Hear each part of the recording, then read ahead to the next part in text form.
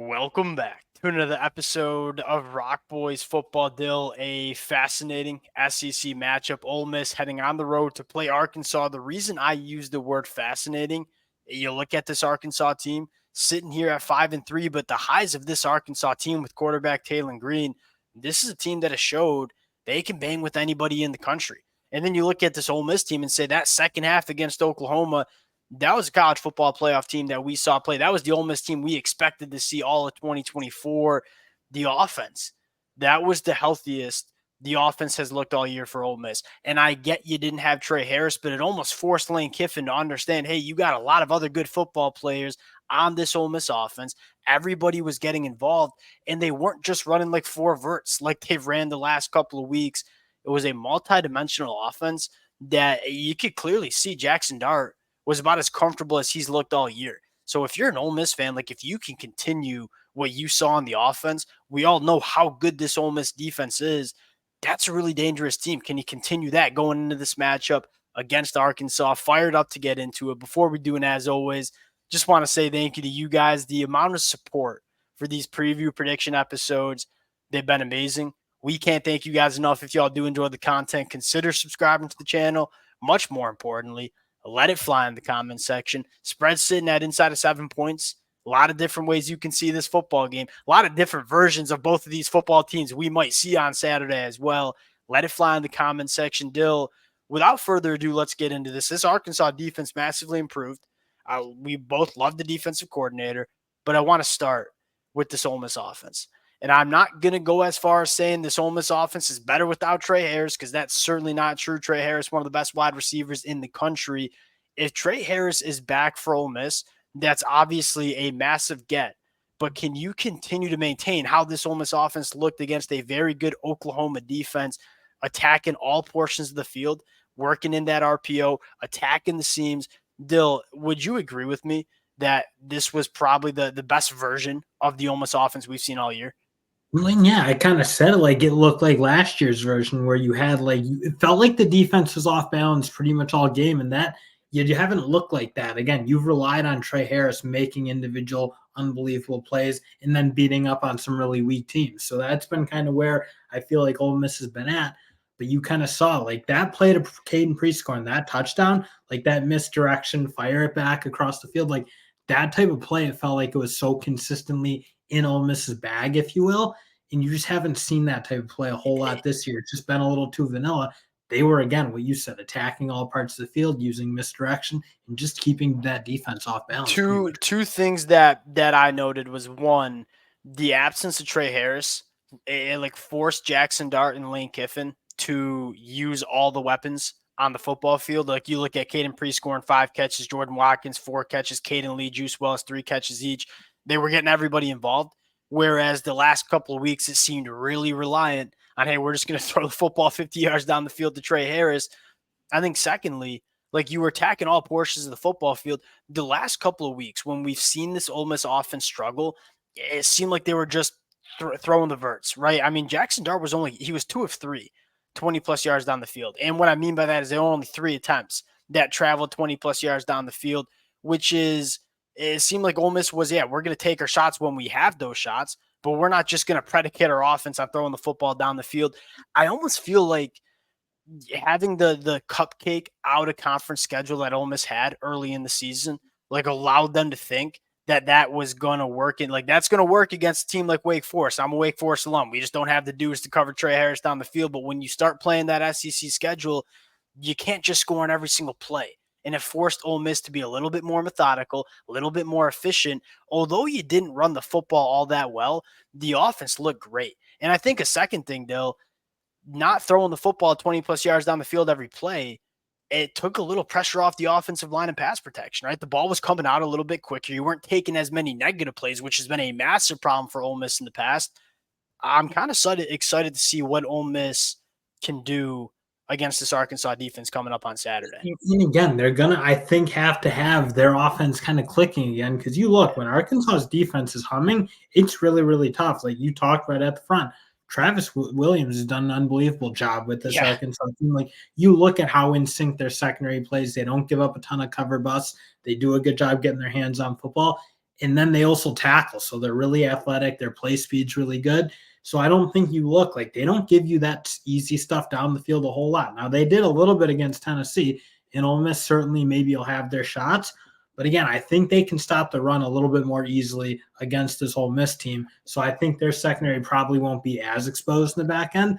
So I think Ole Miss is going to need to have a well diversified attack again, like what they had against Ole Miss. Yeah, the thing I'm looking at for Arkansas, and this is something Travis Williams has been awesome at throughout the 2024 season, like changing the picture, giving a lot of different looks. Because we've seen Jackson Dart at times kind of freeze up a little bit and hold the football a little bit too long. I think, for lack of better terms, get a little bit confused.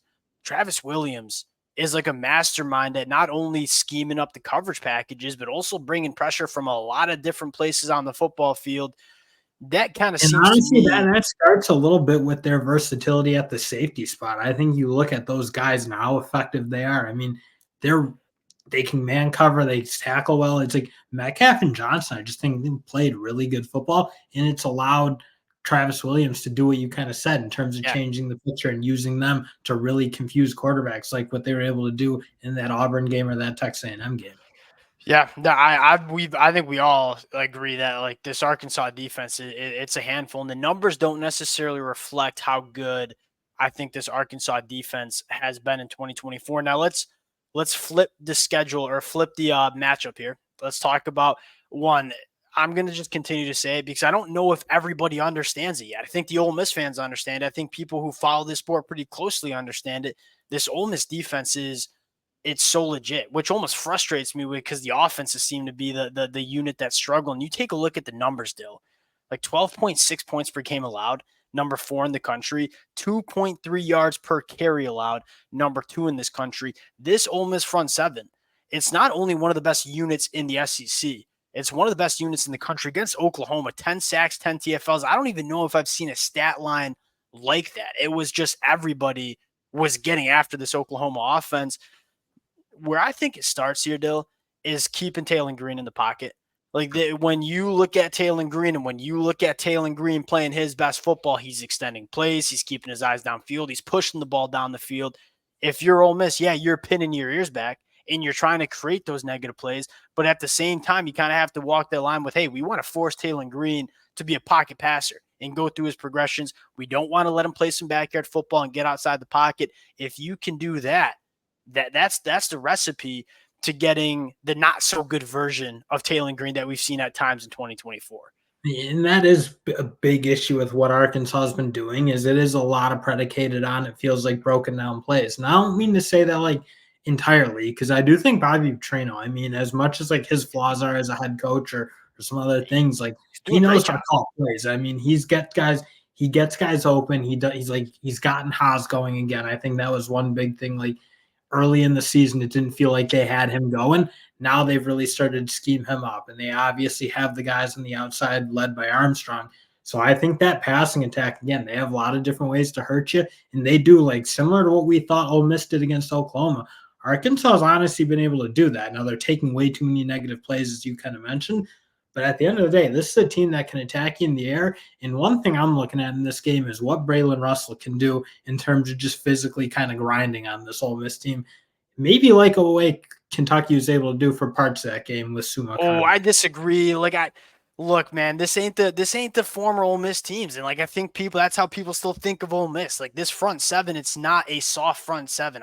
Braylon Russell's been awesome. Like me not Now, taking look, I nothing. agree. I agree, but they did give up some really long drives, and that did hurt them against Kentucky, where you That's saw there fair. were a couple 6-7 minute drives.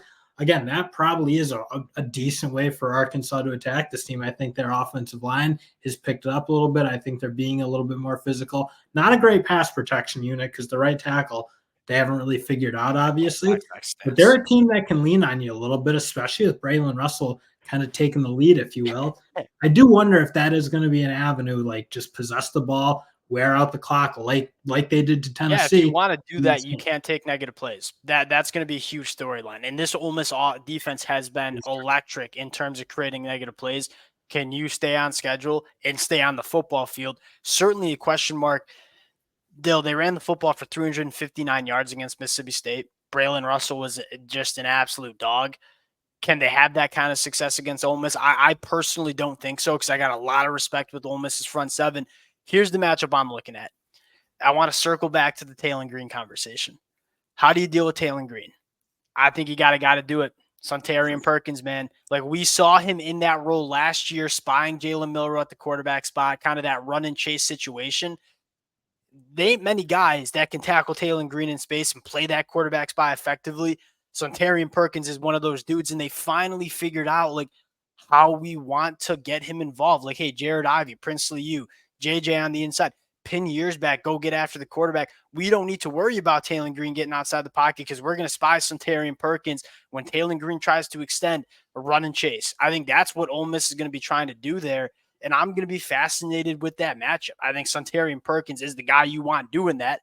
Can Taylon Green make it happen when he tries to extend plays? That's where it comes down to. Dill, let's get into the pick here. Ole Miss on the road, 6-point favorites. Who you got? Give me the Hogs. They're tough in Fayetteville. I really like this defense, and I still probably want to see another game of Ole Miss playing Ole Miss football on offense. Agreed. And then I just think that it can be maybe a shorter game. Arkansas has done an okay job with that in a couple instances.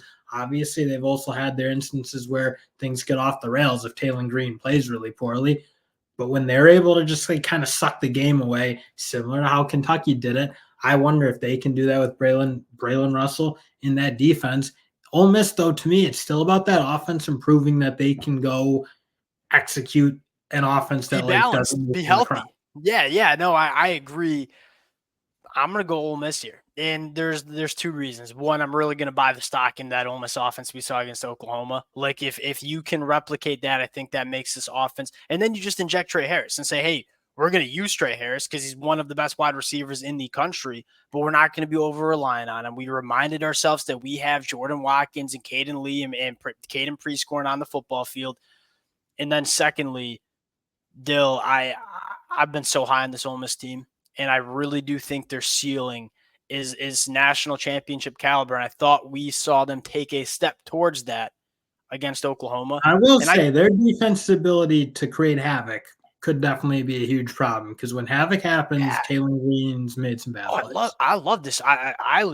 This Ole Miss defense is one of the best units in the country, and I'm going to kind of stand by that. I might be dying on my sword here with this Ole Miss team. The Ole Miss fans know, like, I've been high on this Ole Miss team for a very long time. Sometimes you got to die on the sword. Ole Miss is probably going to be the team I die on my sword. Give me Ole Miss to cover 7 points here on the road. We'll close it out there. Appreciate you guys rocking with it. If y'all do enjoy the content, consider subscribing to the channel. We'll talk to y'all later. Peace.